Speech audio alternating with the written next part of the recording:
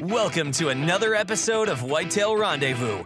Ever think about heading out west and chasing elk, antelope, mule deer, maybe even sheep or goats, or some states you'll be able to hunt a moose? Well, Go Hunt Insider gives you all the information, over 4,200 profiles for every unit, species, and season.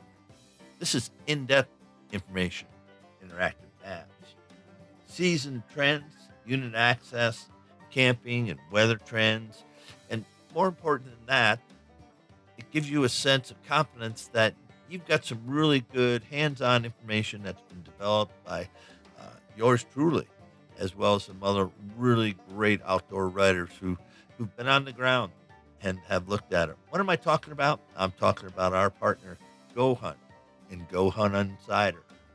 Become an insider, and you're going to find out everything that you possibly want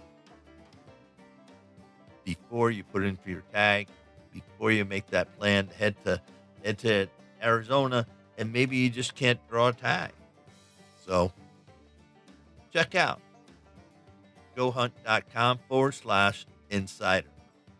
Welcome to another episode of Whitetail Rendezvous. This is your host, Bruce Hutchinen, and I'm also the executive producer of the show. And we're going to head to Iowa, land of the Giants, and we're going to connect with Mr. Tim Cool. Now, Tim started and owned Prodigy Outdoors, but Tim, in the warm-up, was sharing with me some new news on the horizon, something about Live the Wildlife.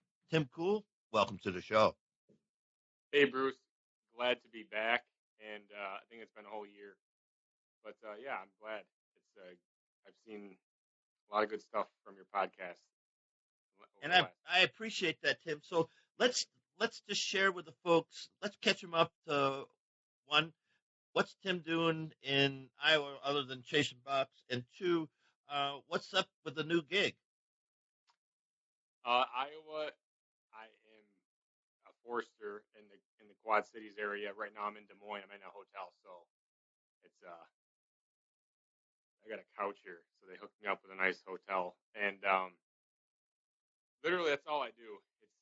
I go to the gym a lot, and other than that, it's just hunting stuff. And honestly, that's it. It's just hunting. Yeah, no. Are you a timber cruiser, or what are you doing the forest end? Utility forestry stuff. Working for the utility, contracted to the utility. Okay. Mitigating hazards and tree trimming risks. So you're getting scouting done while you get paid for it. That's what I'm hearing. It's too urban for that. I wish. Maybe someday. Not right now. But it does provide me a lot of opportunity to go hunting with the work schedule and the flexibility. So this year alone, I hunted Nebraska, Kansas, Missouri, and Iowa. So I made the rounds. Well, heck yeah. Yeah. It sounds like it. Now, how much do you want to go into Prodigy Outdoors since you're in a transition? Do you want to share with the folks that aren't familiar with it, or is Prodigy Outdoor just going to cease to exist? That's an interesting question. Maybe you have the answer because I don't. No, right now I just took a different way. I just have taken a different road that's gonna allow me to grow and get to where I want to be with my hunting career. And I like to say if I ever had one. It's a good opportunity to learn, and the host is a great mentor, and I think it's just a good place for me to be right now with life, and it'll allow me to do other things as well outside of hunting. More enjoyable thing. I mean, because with Prodigy, I was basically sitting home.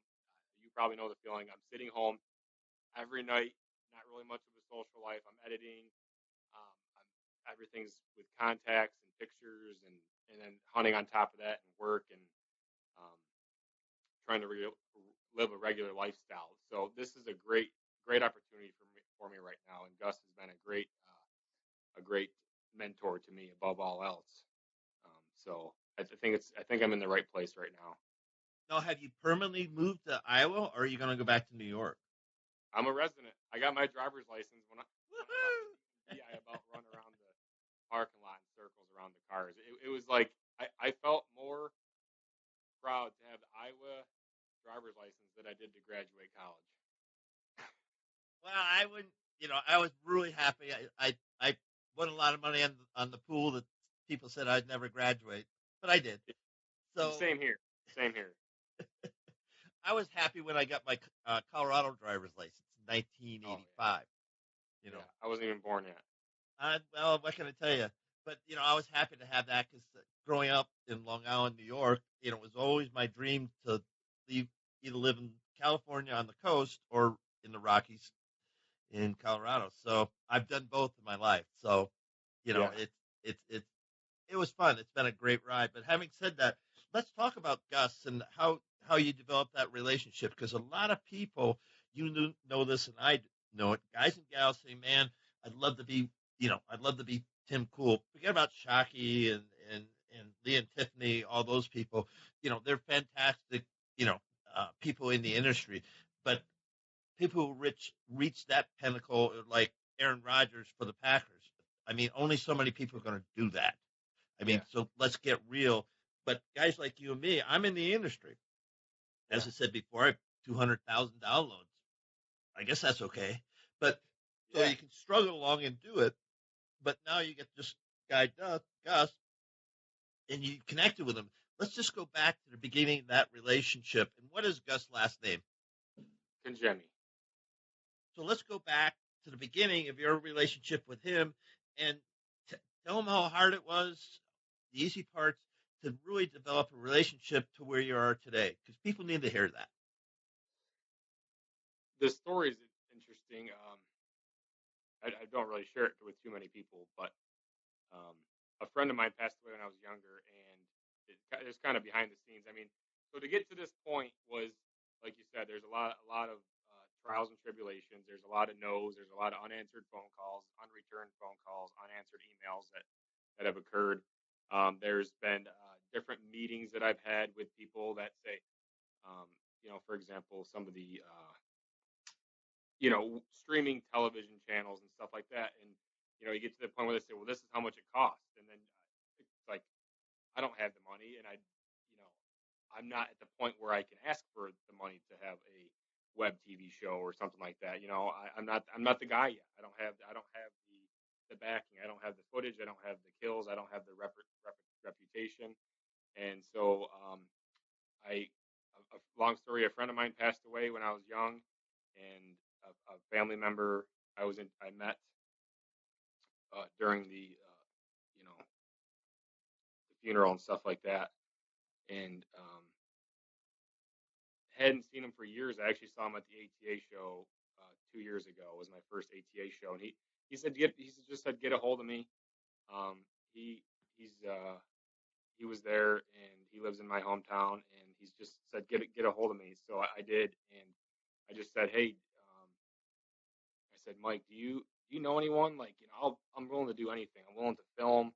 I was willing to basically do anything it took to even have a chance at any involvement beyond that with a show. And he said, I think I know a guy who might need a cameraman, et cetera, et cetera. And as we got talking, Gus mentioned, he goes, you don't really sound like a cameraman. And I said, well, I can run a camera, and I have, and I enjoy it, but it's not really my ultimate goal. It's not really what I want to do. And so he said, well, hey, from here on out, if you get footage, we'll use it. And that's, I've listened to the other advice he's had as far as, getting involved with the Pope and Young, and, just the biggest thing. And I always have been, but just being a man of your word is really what he just hammers home. Just, if you say you're going to do something, do it. And be who you say you are, basically. So that's it. Part of it's luck, and part of it's just kind of a magical story to me. Like I said, I've never really shared that with too many people, but here we are. So what is Live the Wildlife? Really, what's the filming they're going to do? What's the storyline? because there's a heck of a lot of competition out there, as well, and so what's the show going to be about?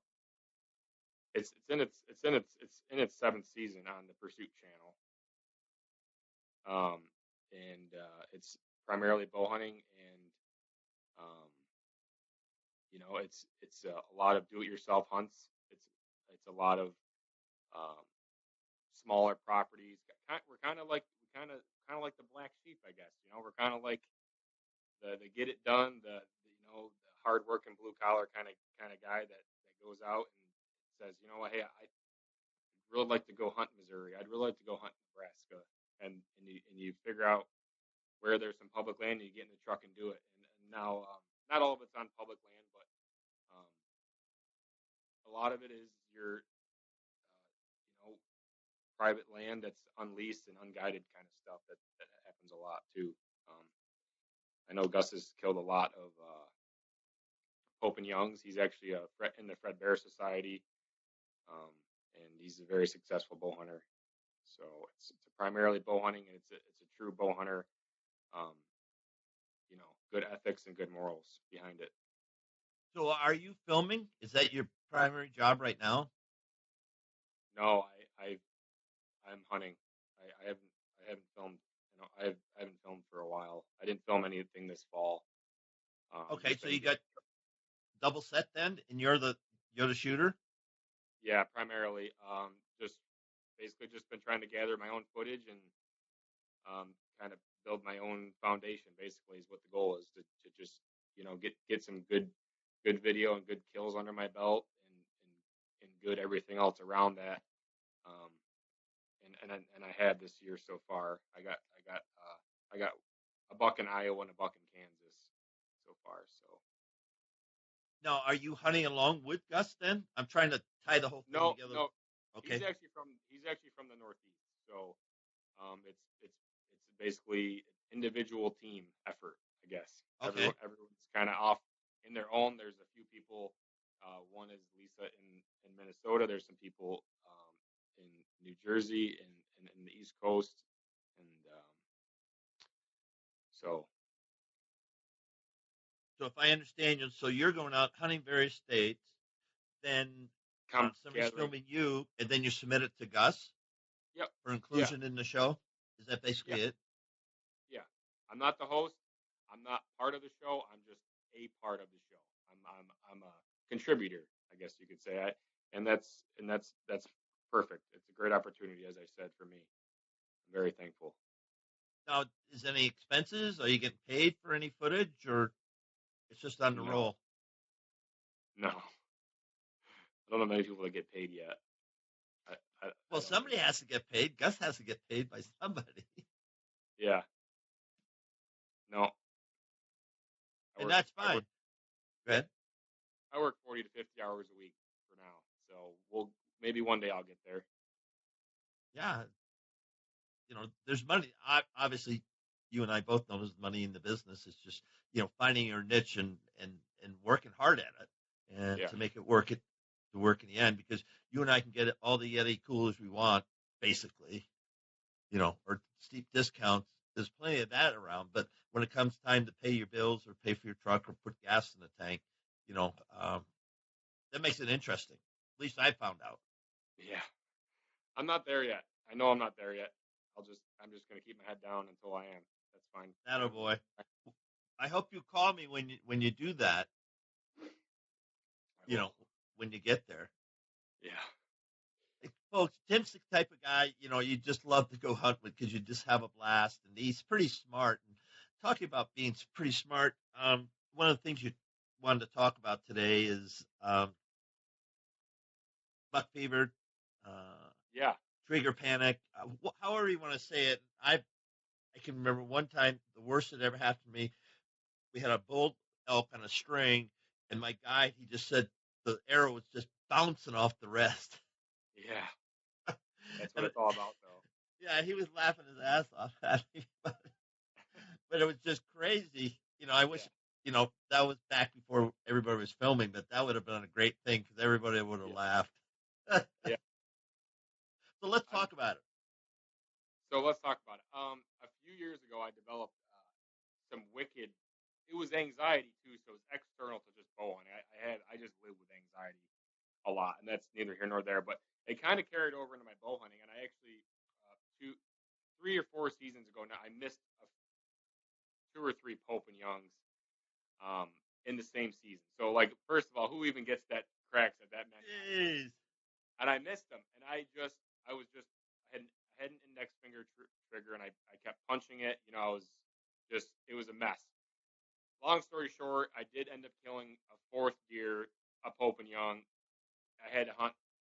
I didn't kill him until almost Christmas time. So I had my work cut out, but I still got it done. And then over the years, up until this past fall, I've been going back and forth between making good shots and bad shots. And usually my bad shots are just shooting over the top of the deer. Everyone wounds deer, but that's not what I'm saying when I make a bad shot. I'm talking about just pretty much drawing back the bow and just sending the arrow. I don't even know. But so what I basically I was at a crossroads where it was like, mentally, I was like, I want to quit bow hunting. This is terrible. This is just like, oh my God, I don't know what to do. And so I have some friends that are target archers, and I'm asking, for those that know, like, I'm asking George Riles, I'm asking the junior pros that I've met along the way, what do you do this way? How do you do this? How do you do that? I'm thinking about what's Levi Morgan eat for breakfast? What's what's Jesse Broadwater? What's his favorite drink? Because I'm trying to figure out how I can not do this anymore. And so I bought a thumb trigger release, which is all the craze right now. And I did some training techniques that are pretty common for somebody with target panic, and it kept creeping back in. And so I bought a release that somebody let me try. It's a modified hinge. So basically, what I've started using is this release. It's called a Scott Hex, and it's basically a wrist strap release. It's a modified hinge. There's a sear on it as well. So this also could be referenced to a hinge release as well, or what people call a handheld back tension or whatever. But what I have figured out for me anyway, and this may help people, is when you have a release that has a trigger on it, it's basically either on or it's off. It's open or it's closed. And this release with a sear, which is, if you're not familiar with, it's, there's a rotation that occurs to get the release to fire. And what I've found is that this space between on and off has allowed me to just make perfect shots. And I've shot 3 deer this year, and so it's still kind of new to me. But every deer I've killed this year was just the perfect shot. And it's being at full draw and having that space between on and off, and it's allowed me mentally to develop a checklist. Okay, this is good, this is good, this is good, this is good. Boom, and then the shot goes off. And so I've also heard so many stories over this fall, and that's kind of why I wanted to talk about it, of people that have you can be lucky, you can get lucky and get a shot opportunity, and it does happen, and it will happen. But to get the shot and make the clean kill is what really sets people apart, I feel like, from being successful. I mean, I talk to a lot of people, and it seems to be the most common thing is just not being ready for the shot or having some kind of shooting problems that are underlying something that needs to be addressed.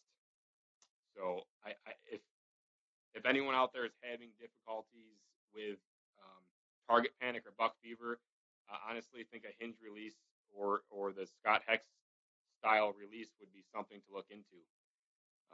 It's definitely saved me from being frustrated and having little confidence throughout the year. So you just gave us a lot of information, and hopefully people are taking notes. Hopefully I didn't talk too fast either. No. So 3 things that if somebody came, I've got target panic, what are the 3 things you're going to tell them? The 3 things that I also want to talk about was trust. The other one was like just trusting the process. I think so many people want like a definite answer. I mean, everyone's on the page now, the hunting page, the statewide page, or the hunting page, where they want the answer to whatever situation or circumstances that they have. Whether should I go hunting today? Even I've seen that. Should I go hunting today? Well, okay, let's see here. You're off today. Yes, you should go hunting. Even if you're not off, you should call in sick to work and go hunting. But I think you got to trust the process. And I ran into this, and I was with a good friend of mine, Matt, when I was in Kansas, and I was hunting walk-in land. And the unit that I had didn't really have a lot of hunting opportunities on public land. And I was kind of getting frustrated because we really couldn't make the right moves that we wanted to. And we were hunting the last week in October. So we really had to get a good spot between some bedding and food source, and we kind of just had to hunt wherever we could. And in doing so, we were jumping deer, and it was wild. We were like jumping deer going in, jumping deer going out, but we couldn't. There was not really any trees where we were. So I've just learned that you just got to hunt. And in example, the buck that I killed in Iowa this year, I set the stand up, and it's on the field, or the timber kind of jumps out into the corn. It's kind of like a thumb. And I had it right in that thumb, and I had my wind blowing perfect that I thought, and I hunted the stand three times before I sat there. And as it was approaching darkness, as it started to get that last 10 minutes where it's either going to be yay or nay, I told myself, I said, you know what? I'm taking this stand down. I've had enough.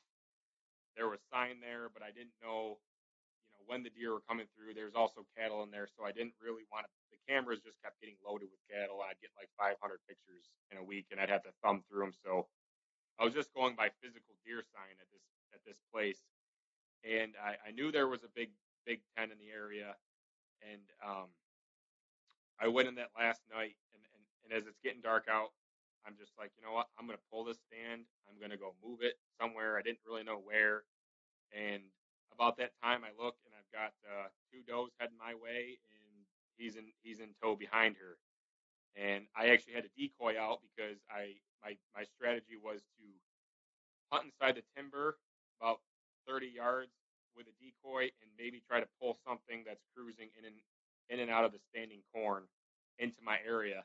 And I had some tinks out, and the does smelled the tinks, and that curiosity of the does actually led him to 22 yards, and I put a good shot on him, and he ran just inside out into the corn about 100 yards.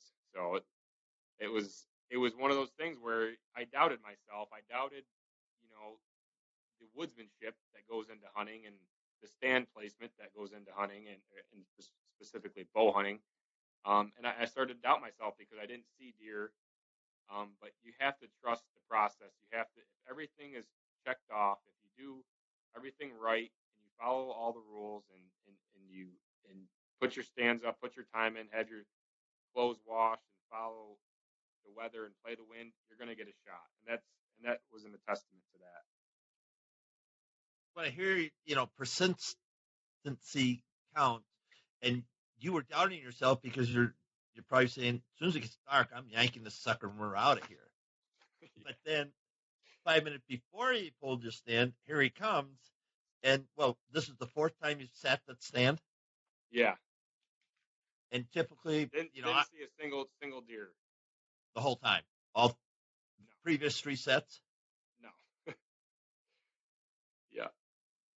So was there a rub line, scrapes? You said you saw sign. Were you looking at hoof prints? What were you looking at? I was looking at hoof prints, and I was looking at kind of the natural funnel of the drainage. It's a creek, really, is what it is. It's a creek with some scrub pasture along the edge of it, and I'm in central Iowa, so I'm not really in the Iowa that people see on TV.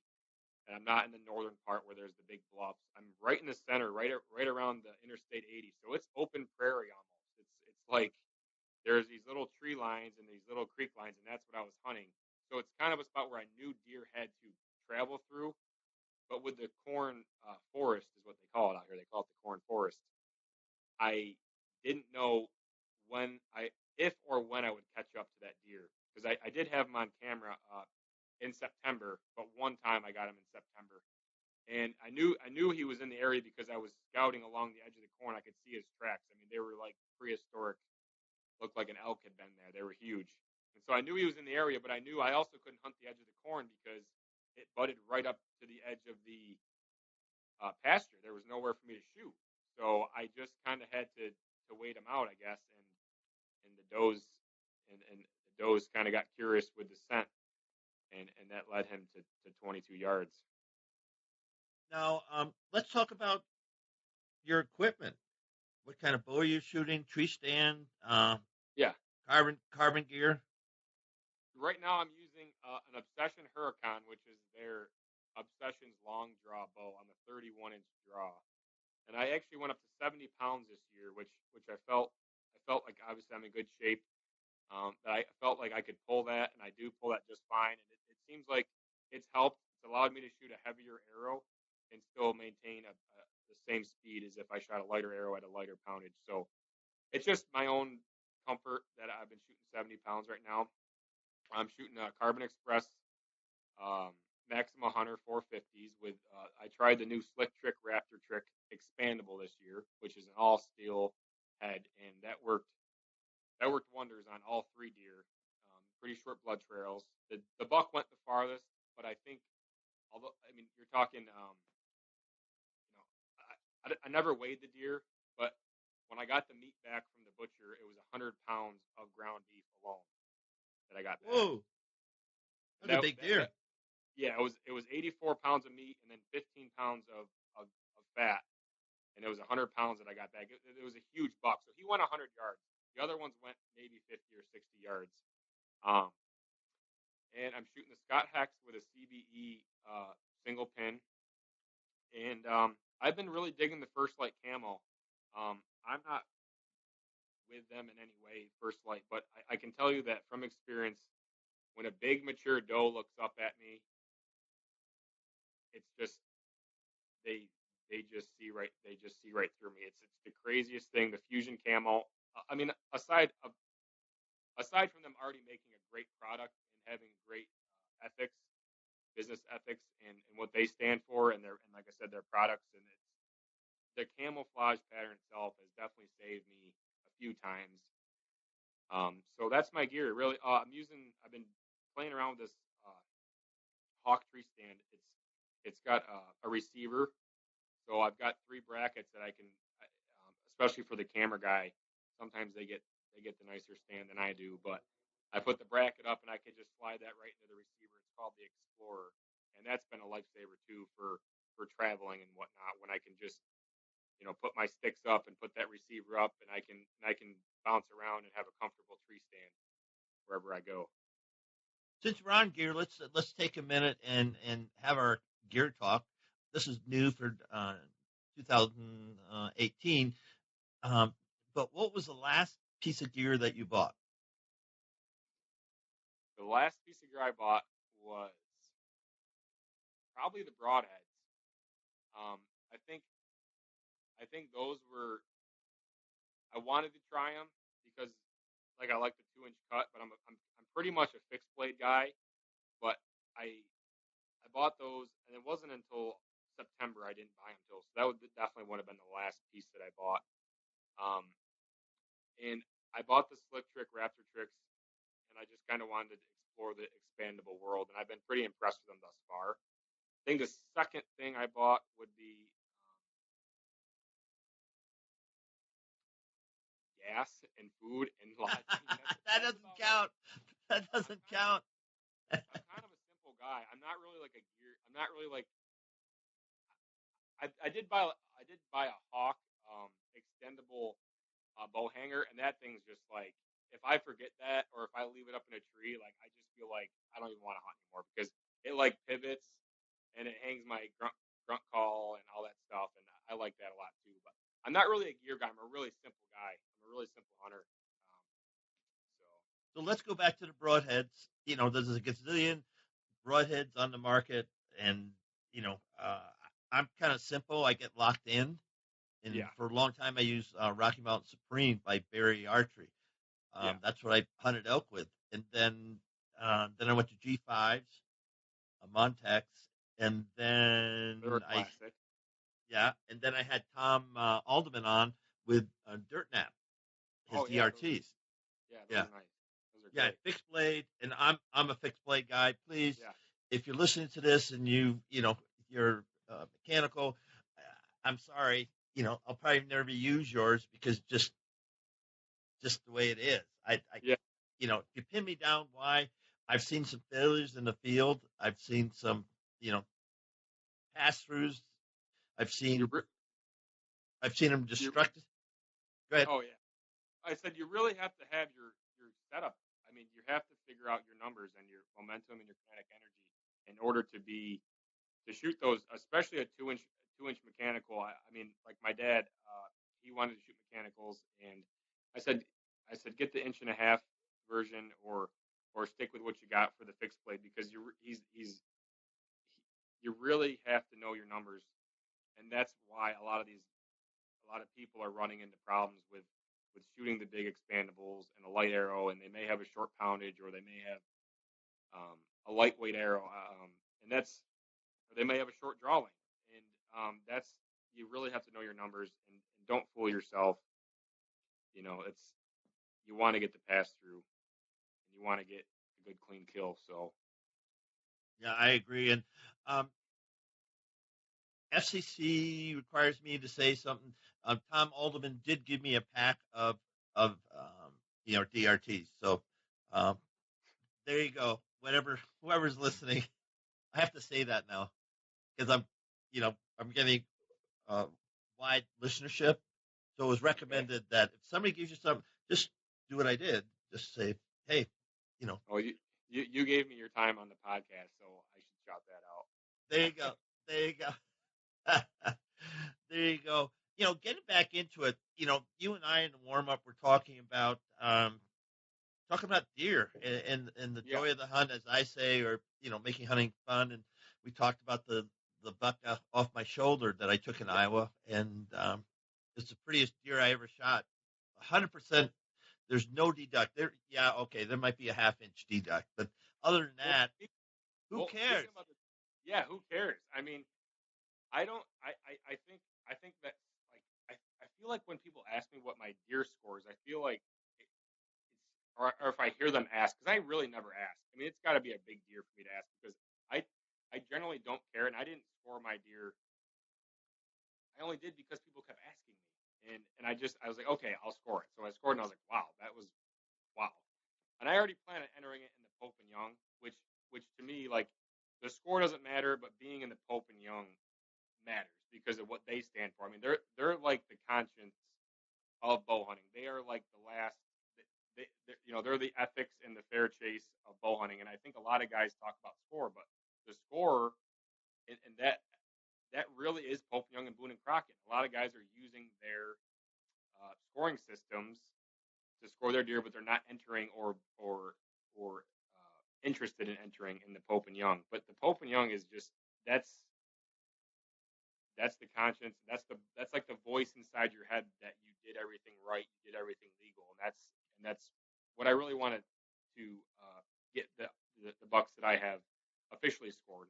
I got some officially scored, and with the deductions, they didn't make it, but I have some others that I've got to have the guy take a look at. But I feel like scoring has become a measure of somebody's um, of their success or their efforts almost, and that's not the case. As you said with the deer behind you, you went out there, you had a good time. I don't know who you went with, but I'm sure they were good people, and you got a good shot, you got a good kill, and it's like, hey, sometimes you got to shoot a nice buck and go to the diner and get the early bird special. Yeah, and it's just I think that there's two parts of it. There are people out there that have shows, and you know they're driven to get 150 class mature deer or Yeah, bigger. But here's one thing I noticed on social media, and you can chime in when I'm done. I saw more does. I saw more kids. I saw more. Wow, that's a good buck.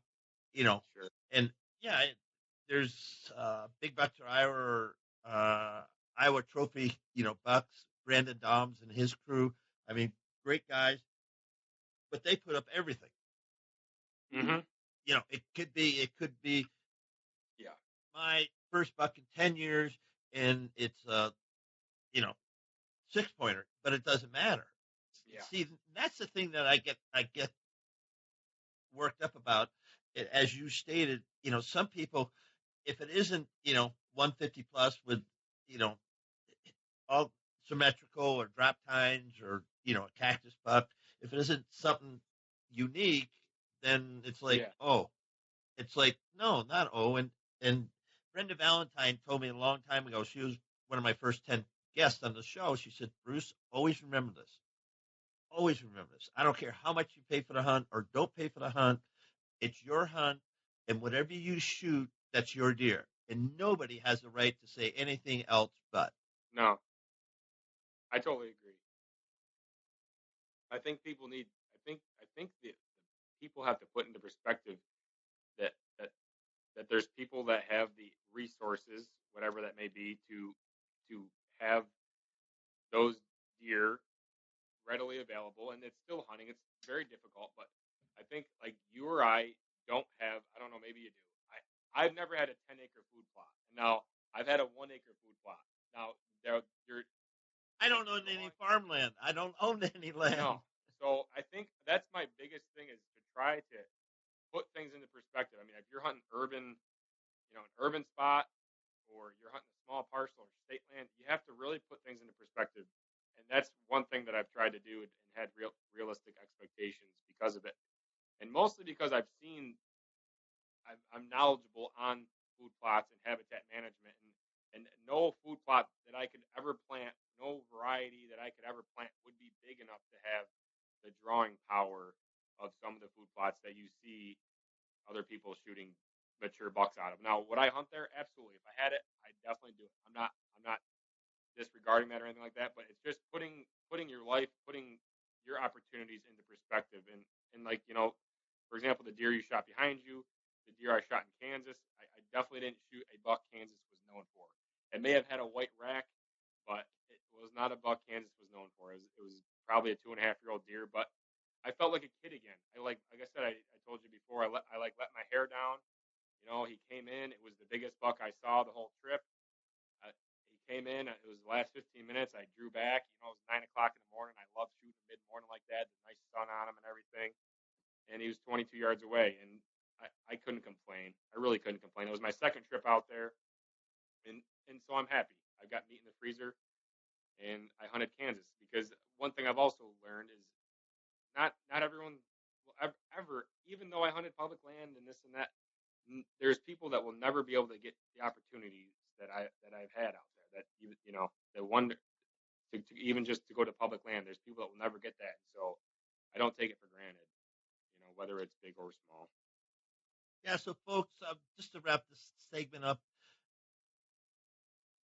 set realistic expectation for you, your crew, your family, and then go do it and enjoy it. And I think social media is backed off because for a while there was bashing Yeah. bullying and it was stupid. And so seeing less of that, that's my observation for this year. But we got to get better because we're all in it together. Yeah, I think the trend is starting to plateau. I think people are getting really sick of the nice buck, the nice 8-pointer like over your shoulder. That's what people are into now. Again, they're because it was getting to the point where it's like, well, if we're just going to keep arguing, then we're just going to lose it all. That and I think that I think that the huge buck thing is kind of phasing out, and I think that the hunter who goes out and eats his deer and does everything the right way, and I think that's where it's headed. I hope that's where I think it's headed is the bow hunter, the ethical bow hunter that has always been in existence, but used to exist more so years ago, I guess. But let's talk about how you hunted multiple states. Now, I was talking to one of my buddies. I said, okay, my goal this year, I've got a place to hunt in public land in Kansas if I can draw the tag. Nebraska, I know nothing about, but I want to hunt Nebraska. I want to hunt South Dakota, and then of course I'll hunt Wisconsin because I do have plenty of land there, not my own, but my my friend's family anyway. I've been hunting there forever. But you think about that, and then I'd love to get down to Missouri because of my Okay. rep. You know, I want to do it because I got to make up for this year. Yeah. Obviously, I didn't get to hunt, so I'm already thinking that. So, how would you, or what would you recommend me doing first? Given Colorado, I'm going to head east, but let's talk about that. Well, the biggest thing is, when does the season open up? Um, so I know Nebraska and Missouri and Kansas are pretty early. Um, that'd be the biggest thing, and the food sources are very important. When I went to Nebraska, and it's funny because I met another guy there, and him and I became great friends. I talked to him almost weekly. We're like, have you seen anything? He's like, no. Have you? The beans had already turned brown, and it's like September 1st. It was just a really dry year, and there was so much corn that like the deer were just in the corn. I thought where I was going would have been suitable for the early season Nebraska. A lot of the trips I've taken are like as seen on TV. It's like I've seen someone do that in a magazine or on TV, and I wanted to do it. And I did maybe 15 minutes of research and said, well, I guess I'm going to go try it. But where I was in Nebraska wasn't really conducive for the early season. So I think the biggest things are the early season. How early can you hunt? And then once you start getting into probably after the first week of October, I would start planning around the bird hunters if you're hunting public land, and then the rifle season. If you do it right, I didn't hunt with a gun once this year. And do I regret it? No. Do I? I ain't gonna lie. It's nice to click the safety off once in a while, But I didn't hunt with a gun this year. I kind of just chased around the bow seasons, and that's what I would try to do if you're into the bow hunting. If not, you can do the opposite. You can kind of chase the opening weekend of rifle season. But the moon also, I noticed, had a good impact as well on those trips. Where if you pay attention to that around the right times of the year, you won't be wasting as much gas as I may have done. But I don't know if it helps a lot. I can definitely go on, but I don't know if that even helps at all. Yeah, no, a couple of things. One, early season, I know guys that have shot really mature deer on our farm. 2 years ago, he took the largest deer we ever took off the farm, 5.5-year-old buck, 180 class, old rugged buck. And that was the second day of the season, so that was September 8th or 9th. It doesn't matter. And so I've talked to a lot of other guys. If you can get in the right place, opening weekend, wherever that is, you really got a good chance, at seeing deer. But Garrett, who took the gorgeous deer, he watched that deer all summer, and the farm, the crops, I think it was beans, yeah. Anyway, or corn. Anyway, was 100 yards below his house, just through some timber. He could sit in his driveway and watch that buck come through. Sure. Plus, they had trail cameras, and so I can't do that if I go, Kansas, Nebraska, South Dakota, and then head over to Wisconsin, maybe even go to Missouri. I don't know, because like this year, I was packed up for 30 days. Oh wow. Oh yeah, I was packed up for 30 days, and I got to give a shout out to Dick Rogers and Mike Randalls. They literally went to the tow place and the wrecker place and got every single bit of gear, everything out of my truck. They even got my trailer. They got my hitch. I mean, they got everything out of my truck because I was on the road for 30 days. Meeting with people, doing interviews like this live, and then having meetups and all that other stuff. So, I want to do that because this year got stolen from me. Yeah. And I'm going to talk to.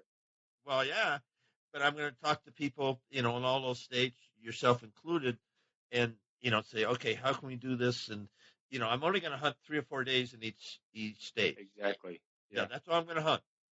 And if it doesn't happen, crank her up and head her down the road. Well, that's one thing. Like my dad, because the money started coming into play for me, and that's it's tight. It's been tight. I mean, I moved to Iowa with $300 in my pocket, and everything else has come together. And those trips, that I'm paying for them, and that's one thing. Like my dad said, I said, well, I don't know if I'm going to go back to Kansas, and he basically was like, you better get your ass back there. And I was like, well, I already spent this much on gas. And he's like, well, if you get one, then you won't be worried about it, right? I said, yeah. He goes, so you're basically saying, since if I don't get one, then it wasn't worth the trip. And so Kansas has just been an enlightening experience for me, I guess. And so I'm like, wow, he's right. Like it isn't always about that. It's like it's about the experience. And so I guess the takeaway is go and do it, and you'll get a shot in some of the states and not all the states, but it'll all be worth it. Yeah. And just like you said, the guy you met in Nebraska, you're still talking to him. And I want him on my show. That just tell him, hey, you got to get on Bruce's show. Really? Have him get in touch with me, because those are the good stories. Those are the really neat stories. And I've got people that have met people from Texas and other parts of the country, just because they hunt solo, and I do too. That's how I hunt. I mean, this guy, he just got in his truck from Texas and drove up there. And I was like, we were talking for so long. I was like, dude, you want to just get lunch? I don't know this guy from Adam. And I hopped in his truck and we drove up to town to get lunch. Outside Auburn, Nebraska is the closest I could get you. Everything else is just a small town, ghost town. I'll never forget. I tell this story as often as I can because it's just funny to me. We pull in and there was this truck pulling out, and there was 4 climbing tree stands in the back, and so they're obviously bow hunters. And I look at him and he looks at me and he's like, dude, I don't know where they're finding trees to climb in Nebraska, because I don't think there is a single tree that you can use a climber in Nebraska. And just because I was thinking that, and he just said it right to him. So after that, we kind of clicked, and I'm supposed to go down there and hunt with him in the winter. Yeah, it'll be a great time. But listeners, that's part of it. That's part of the hunting experience. That's part of the hunting fraternity. And does it always go that way? No, but it's out there. And then you make a relationship. I've got one that's lasted 8-9 years. I met him in Buffalo County. Yeah, I met this guy in Buffalo County, and he can hunt. He hunts DIY a lot of different places. I'll just leave it at that. And he won't go on TV. He won't, he won't even do a show on, with me. He just refuses to. But what he's done over his lifetime it's impressive. Very successful DIY hunter. But I wouldn't have met him unless I was sitting in the Wamedy house in Wamedy, Wisconsin, right smack dab in the middle of Buffalo County, and we've been friends ever since. Yeah, I tell you, people from Wisconsin, they are just like the nicest people. I've got a couple of friends from there that I've met since I've been here, and they are just like, it's crazy. I mean, people are nice everywhere. I can't get, but it's just funny because that story. And I remember a couple of people invited me up to hunt this year in Wisconsin. I'm like, really? Like, yeah, come on up. I'm like, I can't do it this year. Maybe next year. But people are just. I think the majority of people in the country are very nice. I think that the negative people make a bigger, cry, I guess. Yeah. The only thing I would say to that, the further away you get from metropolitan areas, the better it is. I mean, there's no question in my mind. I think one thing like you said, I think a big take home here is take the trip. I mean, if it's an hour away from home and you've been wanting to go, I think one of my biggest regrets, and it's not like a regret that keeps me up at night, is I wish when I lived in New York that I hunted the Adirondack Mountains more, which is a huge mountain range.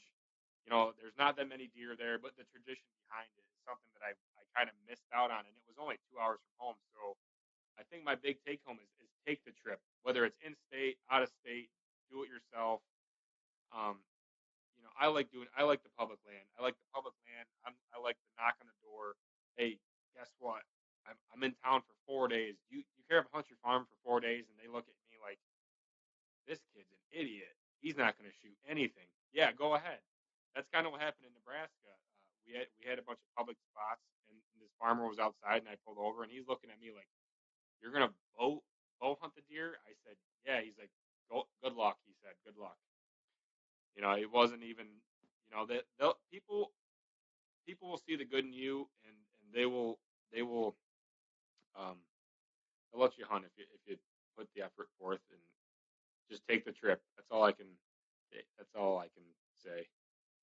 Yeah, and I'll throw Bill Winke's name out there. I think it was he on the show, and he said, when you're trying to hunt and finding places, just talk to people. Yeah. Just talk to people. Then if you do get on, be a good neighbor. Now, I don't know, Bill, if you said that. I'm kind of thinking it was you. If not, it sounds good anyway. Hey, I like it. Yeah. Now let's talk about the one technique that you use that's a no fail. If you do X, your chances of shooting a buck or seeing a buck or doe increase substantially. What would that be? Hello, Um, I just lost you you. there? Yep, Yeah, where'd you go? Okay. we're back.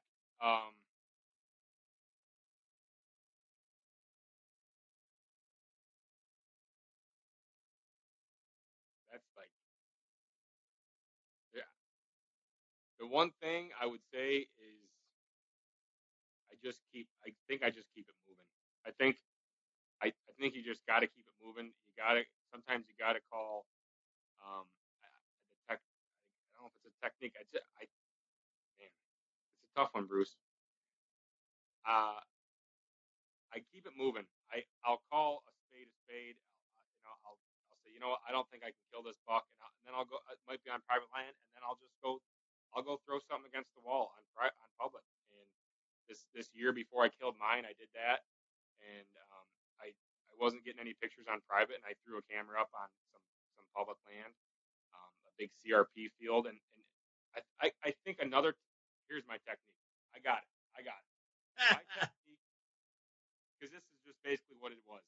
My technique is hunt the places that nobody else wants to. That's how I get all my spots, even on public land. That's how I find the spots that people don't hunt. There's a CRP, basically a CRP field area, early successional public land. I have not seen a single person park there during bow season. And I went in there and hung a camera up, and I hunted, and I saw one of the bucks on camera. It was a year and a half, but there was two bucks in there. One was a year and a half, the other one was like a 150-inch 10. And I never saw him, but I went in there, and like I said, I just kept it moving. I hunt, and I try new things, and I go and hunt these places, and I knock on the doors. I knock on the 15 acres that's a creek bottom thicket that I had to put a ground blind up. I knock on the 20 acres that's got a few trees along a hedgerow, and I know that if I hunt those spots during the right times that they'll produce. So I would say that's really it. And the same thing with the public land. I look for the spots that people don't want to walk to, that are not as easily accessible. I think that's my technique. I think sometimes I make it harder on myself, but I don't know. So far, I guess it's worked a little bit. Yeah, Wes, we simply say, if you're within a mile of a trailhead, ATV, logging road, you're not far enough away. And honey holes, we call them out here honey holes. That's what we call them. And year in, year out, you will see bulls with cows in these honey holes. It's just a matter of when, but they'll be there. I think there's the opposite to that too. You can be too far from the truck, and that's where you have to be. You have to constantly be analyzing the situation. For example, it's not whitetails, but Cody Hesseltine and I, my best friend, we went sika deer hunting in Maryland, and this guy kept telling me I needed to get on this. He basically was like, "You don't have a bike, you're not going to kill one." And he's like, "You got to get on this bike trail, and you got to go way back in the swamp."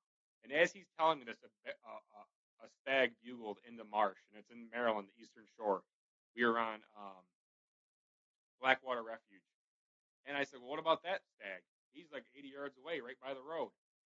And he said, no, no, no. So I go over there the next day, and it is torn up. And there's rubs, there's scrapes, and we put a stand up. And long story short, we killed two stags right by the parking lot, and everybody else was parking and getting out. So it's just being malleable. It's just being you know it's adaptable to the situation. I guess that's my one technique. The other technique is what I learned this year is ranging the trees around your tree stand when you get up into the tree. So basically, while you're doing nothing, you might as well be doing something. And I didn't do that this year. I got complacent and I didn't range any of the trees around me. And I had a big 8-pointer come into my wheelhouse, and I was self filming in Missouri. And because of that, I wasn't confident at the range. I knew it was in the range, but I kind of froze up. And by the time I ranged him, he was gone. And so I will never do that again. I will have all my ranges figured out beforehand. I just got complacent when it was cold. And I'll throw something on top, and I was taught this a long time ago, but in the military they call it firing solutions. And so when you set up with the bad guys someplace around, you already know your firing solution. Is it 1,000 yards or is it 50 yards or whatever it is? You've already got it doped out, and to the point where guys would write it down, and Yeah. they actually write it down. And like every time now we get smartphones, so you can kind of give yourself a note. You can make a note, a verbal note, or you can type it in. But you need to know how far that rock is. You need to know how far that tuff is. You need to know how far that fallen branches. All these things, and then you get your arc, your 180 arc, and then as soon as Mr. Wonderful hits any of those points, you know exactly where he is. You shoot a one pin, so you know where to hold, and it's a done deal. You don't have to think about it. You really don't have to think about it. That 1 minute of that one hunt of complacency. I mean, I've been hunting every day since the 31st. It was like the 10th or 12th. I've been hunting every day since then.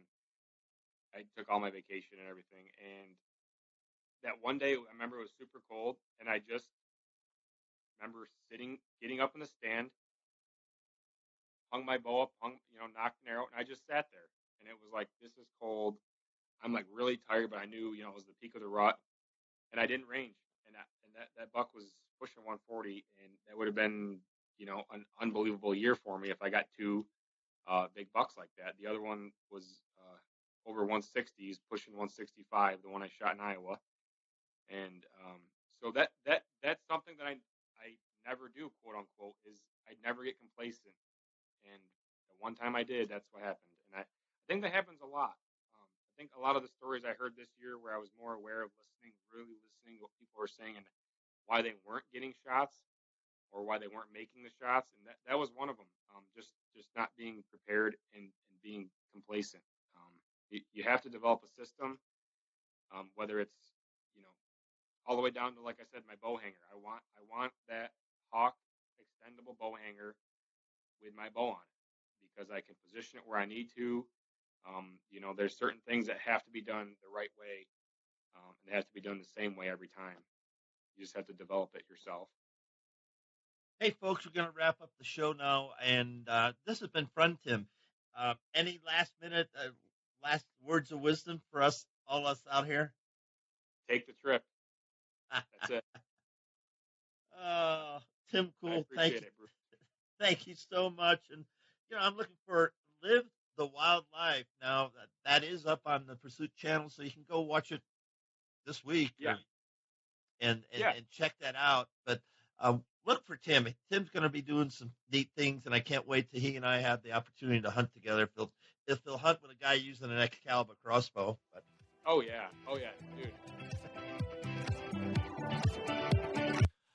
You're not going to want to miss the next guest, Amy Hunter. What a name for a lady who loves the bow hunt, is in the 3D targeting IBO field contest where she's in the hunter class. So every place that Amy goes, she's hunting. or somebody's hunting her, or they're calling her Hunter. Anyway, I think it's kind of a kick that Amy decided to be on the show and share some of the insights, what it takes to be not only a proficient whitetail hunter, but to step the line, have all that pressure, and she comes through time after time. So, Amy Hunter, welcome to the Thanks show. for joining us. Be sure to tune in tomorrow for another episode of Whitetail Rendezvous, where you can listen and learn from the experts so you can be more successful on your next hunt. Until next time, listen, learn, and succeed.